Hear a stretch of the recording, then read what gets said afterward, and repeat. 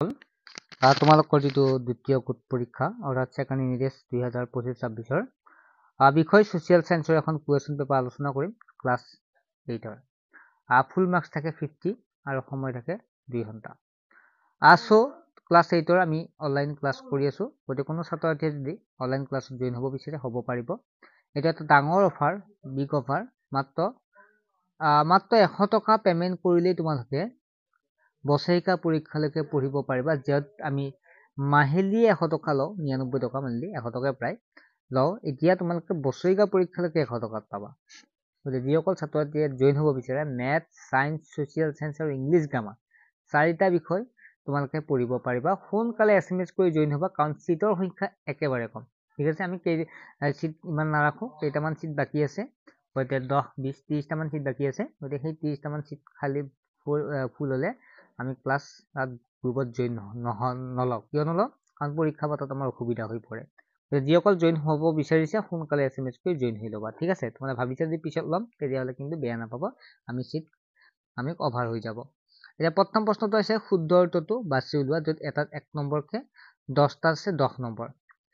চিৰস্থায়ী বন্দোবস্তি কোনে প্ৰণয়ন কৰিছিল? আমি যদি চাওঁ তেতিয়াহ'লে 3টা অপশ্যনৰ লৰ্ড কৰ্ণৱালিছে প্ৰণয়ন কৰিছিল। পলাশী যুদ্ধ কেতিয়া হৈছিল? 1757 চন। পিতৰ ভাৰত শাসন আইন কেতিয়া প্ৰণয়ন কৰা হৈছিল? 1784 চনত। আৰ্য সমাজৰ প্ৰতিষ্ঠাপক কোন আছিল? স্বামী দয়ানন্দ সৰস্বতী। তোমালোকে এইটোও চাবা যে ব্ৰাহ্ম সমাজ কোনে কৰিছিল? ৰাজা ৰামমোহনে। এইখিনি চাবা, এইবিলাক পঢ়াইছোৱে মই, তোমালোকে নোটছ কিন্তু দি দিছোঁ, তোমালোকে পাইছে চাগে। এইবিলাক পঢ়াইছোঁ ন, তোমালোকে পঢ়িছাই যিসকল জড়িত হৈ আছে, এইবিলাক ধুনীয়াকৈ পঢ়াইছোঁ। শিশু শ্ৰমিক প্ৰতিৰোধ আইন কোন চনত বলবৎ কৰা হৈছিল? সেইটো হৈছে 2006 চনত। অভ্য উৎপাদনত ভাৰতৰ স্থান পৃথিৱীৰ ভিতৰত 1 নম্বৰত আছে। ভাৰতৰ আটাইতকৈ বেছি ঘনত্ব থকা ৰাজ্যখন, এইখন হৈছে কেৰালা। কেৰালা হৈছে ইয়াৰ শুদ্ধ উত্তৰ। তিব্বত ব্ৰহ্মপুত্ৰ নদী কি নামেৰে জনা যায়? চাংপো নামেৰে জনা যায়। ব্ৰহ্মপুত্ৰ উৎসৰ পৰা মোহানলৈ দৈৰ্ঘ্য কিমান? 2906 কিলোমিটাৰ। কোনো দেশৰ উৎপাদন বৃদ্ধি হ'লে কি হয়? আয় বৃদ্ধি পায়। তলত কোনটো উপাদান হয়? সেইটো হৈছে সামগ্ৰী। ভাৰতৰ আন্তৰ্জাতিক বিমানবন্দৰ কেইটা আছে? 28টা, অৰ্থাৎ 3 নম্বৰ শুদ্ধ। ব্ৰহ্মপুত্ৰ নদীৰ মুঠতে কিমানটা সৰু বৰ উপনদী আছে? 90টা আছে। কিমান চনত ভাৰতত প্ৰথম ৰেল চলিছিল? 1853 চনত। 3টা অপশ্যনৰ ভিতৰত শুদ্ধ উত্তৰ। উচ্চ অঞ্চলত নৈৰ গতিপথ কেনেধৰণৰ হয়? সেইটো হৈছে ইউ আকৃতিৰ হয়। তাৰপিছত তোমালোকে চোৱা, তলত এটা শব্দত উত্তৰ লিখা। চিৰাজউদ্দৌলাৰ প্ৰধান সেনাপতি কোন আছিল? নিশ্চয় তোমালোকে জানাই, সেইখন হৈছে মীৰ জাফৰ আছিল ন। তাৰপিছত ভাৰতৰ দীৰ্ঘতম যাত্ৰাপথৰ ৰেলগাড়ীখন বিবেক এক্সপ্ৰেছ।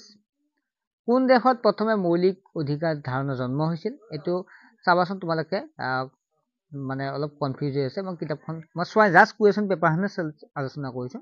গতিকে এইটো তোমালোকে এনচাৰ মই পঢ়াইছোঁ এইবিলাক। গতিকে মই কমেণ্টত তোমালোকে কমেণ্ট কৰিবা, মই তোমালোকক কি কৰি দিম? পিন কৰি দিম। ব্ৰহ্মপুত্ৰ নদীৰ উচ্চতৰ হিমবাহটোৰ নাম কি? হিমবাহটোৰ নাম হৈছে যিটো চেমা উংডুং, হয়নে? ভাৰতৰ আটাইতকৈ অধিক পৰিমাণে ব্যৱহৃত পৰিবহণ সেৱাবিধৰ নাম লিখা। এইটো হৈছে যিটো ভাৰতৰ আটাইতকৈ অধিক পৰিমাণে এইটো ৰেল যাতায়াত, হয়নে নহয়? এইটো কমেণ্ট কৰি তোমালোকে জনাবা, মই তোমালোকক ভালদৰে চাই পিন কৰি দিম। ঠিক আছে, মানে কমেণ্টে পিন কৰি দিম। চমু উত্তৰ লিখা। 2 × 5 দুটা, 5 নম্বৰ, এটাত 2 নম্বৰকৈ, 5টা 10 নম্বৰ। এইখিনি তোমালোকে যিটো মই পঢ়াইছোঁৱে, তোমালোকে এইখিনি ধুনীয়াকৈ চেষ্টা কৰিব পাৰিবা। বেংকৰ 2টা উল্লেখযোগ্য কাম উদাহৰণ দিয়া। তোমালোকে জানে ছেভিং কৰে, হয় নহয়? মানে পইচা জমা ৰখা, পইচা উলিওৱা, উইথড্ৰ কৰা, ঋণ প্ৰদান কৰা, সেইবিলাকৰ কাম হৈছে। ভাৰতত কেতিয়া প্ৰথম বেংক স্থাপন কৰা হৈছিল? বেংকটোৰ নাম মনত আছে চাগে তোমালোকৰ, 1770 চনতে কৰিছে, আৰু বেংকটোৰ নাম হৈছে বেংক অফ হিন্দুস্তান। বৰাক নদীৰ উৎসৰ নাম আৰু ইয়াৰ দৈৰ্ঘ্য কিমান? তোমালোকে জানে যে মৰাম নামৰ ঠাই, মণিপুৰৰ মৰাম নামৰ ঠাইত ইয়াক কি কৰা হৈছিল? মৰাম নামৰ ঠাই এখনৰ পৰা উৎপত্তি হৈছিল। ঠিক আছে, আৰু তেনেকুৱাকে ভাৰতত 3খন ৰাজ্যত প্ৰৱেশ কৰি ক্ৰমে বাংলাদেশত প্ৰৱেশ কৰে, আৰু পিছত ব্ৰহ্মপুত্ৰ নদীৰ লগতে লগ লাগি বংগোপসাগৰত পৰে। পৃথিৱীৰ আটাইতকৈ বৃহত্তম নদীটোৰ নাম কি আৰু মাটিকালি? নদীদ্বীপটো ইমান তোমালোকে জানে, পৃথিৱীৰ আটাইতকৈ বৃহত্তম নদীটোৰ নাম হৈছে মাজুলী, যিটো নদীদ্বীপ ব্ৰহ্মপুত্ৰ নদীৰ মাজত আছে, আৰু সৰুটো তোমালোকে গম পাইছে উমানন্দ। তাৰপিছত লুটিখা উদ্যোগৰ বাবে প্ৰয়োজনীয় দুবিধ কেঁচা মালৰ নাম লিখা। লুটিখাত কি ব্যৱহাৰ কৰা হয়, আকৰিক তেনেকুৱাকে লিখিবা। তাৰপিছত 4 নম্বৰ প্ৰশ্ন হৈছে সমতাৰ অধিকাৰ 3টা উদাহৰণ দিয়া। ব্ৰহ্মপুত্ৰ নদীৰ গতিপথৰ অধিকাংশ সৰ্পিল কিয়? এইবিলাক পঢ়াই দিছো যিহেতু। বৰাক নৈ 3খন প্ৰধান উপনদীৰ নাম লিখা। তোমালোকে জানে বৰাক নৈত কিমান উপনদী আছে, তাৰ ভিতৰত 3খন লিখিলেই হ'ল। ঠিক আছে, জাতিংগা কিবা কিবি আছে নহয়নে? ধলেশ্বৰী তেনেকুৱা 3খন লিখিলে হ'ল। কিমান আছে তাৰ 3খন লিখিলে হ'ল। খালী ঠাই পূৰ কৰা। ভাৰত এখন কি হ'ব? ভাৰত এখন ধৰ্ম ৰাষ্ট্ৰ। ইয়াত নিৰপেক্ষ হ'ব, ধৰ্ম নিৰপেক্ষ ৰাষ্ট্ৰ। মৌলিক অধিকাৰ নাগৰিকৰ ব্যক্তিত্ব বিকাশত সহায় কৰে। ভাৰতৰ বৃহত্তম ৰাষ্ট্ৰীয় ঘাইপথটোৰ নাম হ'ল 44 নম্বৰ ৰাষ্ট্ৰীয় ঘাইপথ। গতিকে ক্ৰমানুসাৰে সজোৱা ইয়াৰ পৰত আহে। ইয়াত ক্ৰমানুসাৰে কোনজন হৈছিল সেইটো লিখিব লাগিব। তাৰপিছত 9 নম্বৰ চমু টোকা লিখা যিকোনো দুটা ৰেগুলেটিং এক্ট, নৈৰ উচ্চ গতিৰ অংশ আৰু ৰাষ্ট্ৰীয় ঘাইপথৰ বিষয়ে চমুকৈ লিখিলে হ'ল। আৰু ছাত্ৰ-ছাত্ৰীসকল আশা কৰা তোমালোকে বুজি পাইছা।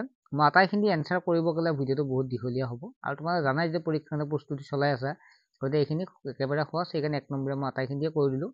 বাকীখিনি তোমালোকে বনাই লিখিব লাগিব বা বুজি কেনে লিখিব লাগিব দে। সেইকাৰণে বুজাটো বহুতেই ইম্পৰ্টেণ্ট, আৰু সেইকাৰণে আমাৰ ক্লাছত জইন হৈছে। এতিয়াতো একদম এটা ডাঙৰ অফাৰে বুলি ক'ব পাৰোঁ। গতিকে চিটো কম আছে, সোনকালে জইন হৈ ল'বা।